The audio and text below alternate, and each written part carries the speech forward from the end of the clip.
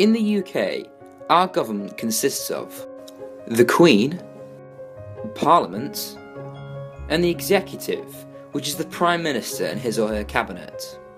The Prime Minister and his or her cabinet consists almost entirely of members of Parliament, which are, you might have already guessed this, from Parliament. Oh, and quite importantly, the Prime Minister cannot actually get anything done, cannot run the country, or pass laws without the consent of Parliament. So, it's safe to say that the Prime Minister relies pretty heavily on Parliament to get things done. Parliament has two houses, one of which is called the House of Commons, which consists of 650 individual MPs or members of Parliament, which each represent one constituency in the UK. Every 4 or 5 years there is a general election, which is when the constituents, the people who live in a constituency, get to decide who their MP is by voting. Because of this, the House of Commons is often referred to as the elected chamber, in contrast to the House of Lords, which is not elected and instead made up of about 800 lords. Hey, wait a minute, you haven't actually explained how Parliament works. We know how it gets elected, but what's it doing in the time between elections?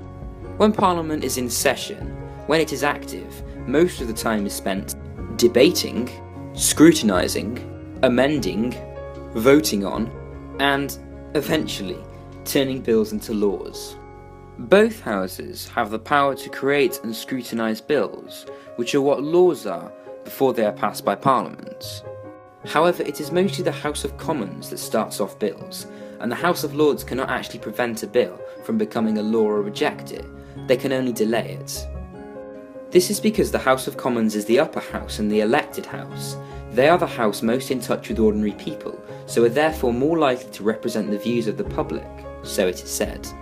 For a bill to become a law, it must pass multiple readings, committees, and votes in both houses, all of which scrutinise and possibly amend the bill and ensure that it is the best possible legislation in the eyes of both houses. Once a bill has passed all of these stages, which is often quite rare, it will be signed into law by the Queen, a process called Royal Assent. So that is how Parliament works. Pretty confusing, isn't it? Thanks for watching, and please like, share, and definitely subscribe.